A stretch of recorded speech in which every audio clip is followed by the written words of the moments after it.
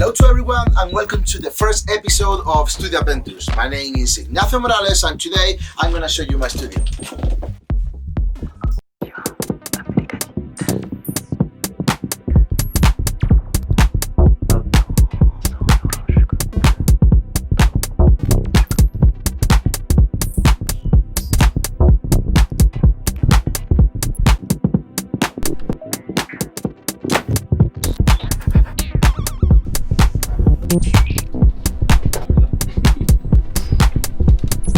Studio Adventures.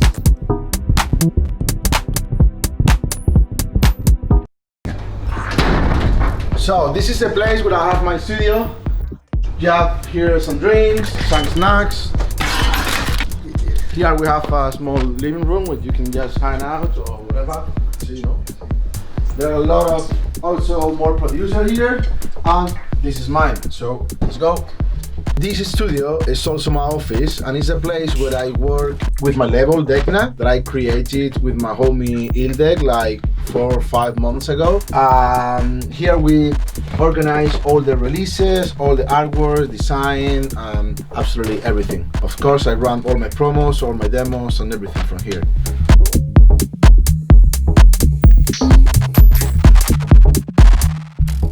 Okay, so first of all I'm going to show you my Orbit. It's a synthesizer from 1996 and it's coming with a lot of good and powerful synths, leads, shorts and also some drums that you can use randomly and you can get a really nice groove with them.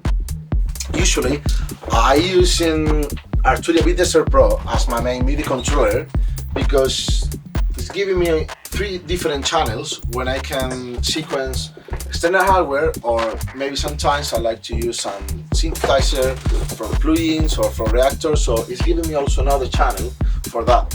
Also includes a drum rack channel when you can introduce your own drum rack and you can give a lot of possibilities to the group. I was so lucky when I bought this machine because it was full of libraries from 303, 707, 909. So since I started using it with all that libraries, it gave me a new world of possibility to make music. Also, I like to use it as sequencer because it has a really special swing, really lovely, So for me, is maybe I can say that it's the most important hardware in my studio. One of them, yeah. I love all of them, but I think that MPC is a bit special for me.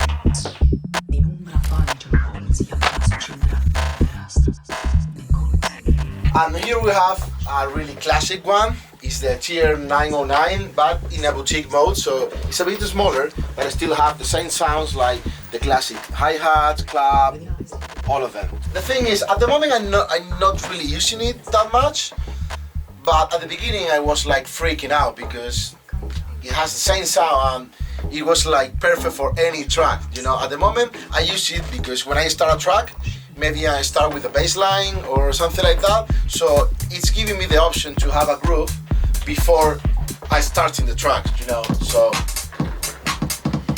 like this you can start finding a bass line or something and it's giving you a groove already. So for me it's perfect to make the tracks at the beginning at least. Then you can change the clap, you can change the hi-hat, but for the beginning to create all the groove and everything, for me it's perfect. So this is my mixer, this is what I plug all my hardware, and when I do sometimes mix out even with the plugins from Ableton. The good thing is it's 22 channels, it has 14 mono channels and 4 stereo channels, and give me a lot of speed when I'm doing a track because sometimes you're making music with all your hardware and then you have to record it. So it gives you the possibility to record all the hardware, all the sounds, all the tracks separately. So you can start to do the mix sound and you can start to do the extended pretty much faster than with another kind of mixer. This is my TV3, it's coming from the famous TV303 with that classic acid sound and deep bass line.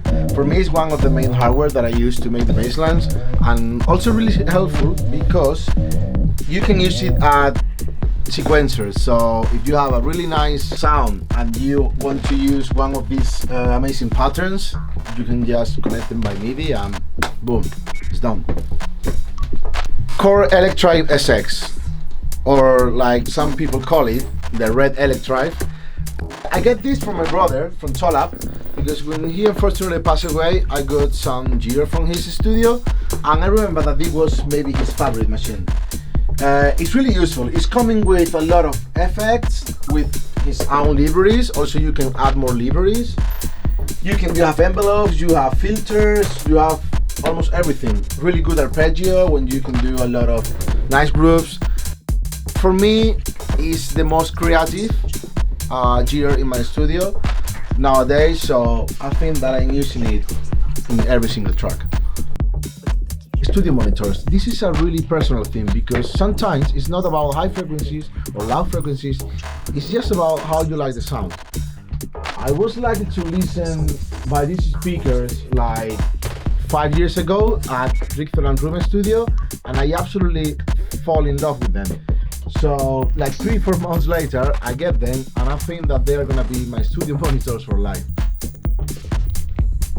Oh, and by the way, he's Larry. He's my partner in crime for ages. He was living with me in Ibiza, Berlin, Italy, and he's gonna be with me in all my adventures.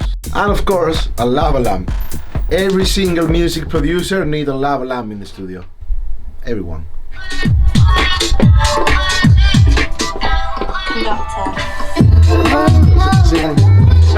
This is my DJ setup, my 2 turntables. I use Technics MK2. This mixer was my first mixer ever. I bought it like, I don't know, maybe 10 years ago, something like that, and I sold it to my friend. So now, like 2 weeks ago, I didn't have any mixer, so I asked my friend for it, and here it is, just back. This is also the place where I record all my podcasts and video streamings. But when I do a video streaming, I change a little bit all the setup to have more space, and like this we can record with the camera and everything much better. Okay guys, this is coming to the end. Thanks for watching. I hope you have fun with me, and don't be shy. If you have any question, just go to the comments and I will reply them as soon as I can. Ahora tendré que decir algo, ¿no? Para que se suscriba la gente, para recordárselo a la gente, ¿no? Algo así. Yeah, that's it. See you in 3 weeks, and remember to subscribe.